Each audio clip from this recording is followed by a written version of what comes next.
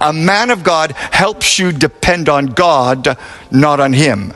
A man of greed wants you to depend on him so he can extract money from you. A lot of so-called prophets today charge people money for ministry. The more you pay, the more they pray. Today, many churches and prayer camps charge money for what they call consultation. If you give $50, you get a prayer. If you give $100, they will lay hands on you and anoint you. If you give $500, they'll fast for you. And if you give $1,000, they will prophesy and see a vision for you. Nonsense!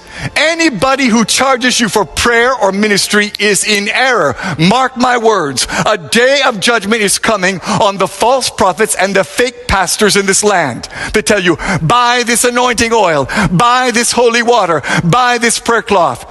Do not be deceived. Jesus never sold any miracle, and neither did the apostles. We have to get back to the place today where we depend on Jesus and Jesus only. The cult of celebrity pastors must end.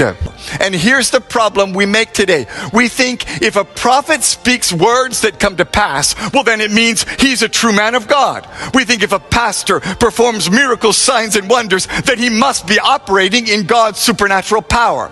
But the fact is, you can speak prophetic words that come to pass and still be a false prophet.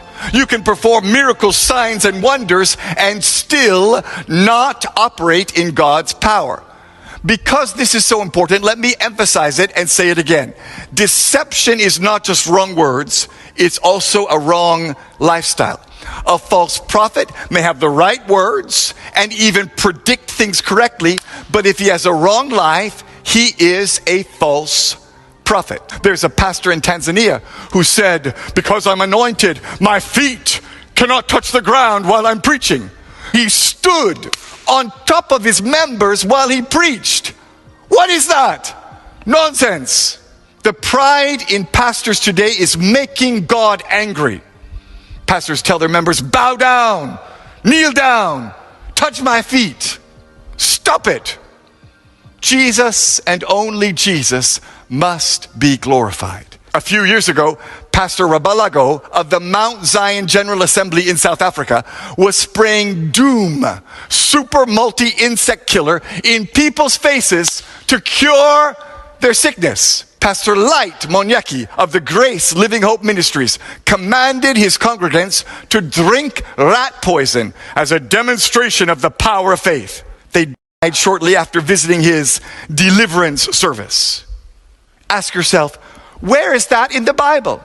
There's a great wave of error running through churches today. It's destroying pastors and ruining churches. It's causing men to backslide and making the gospel lose power.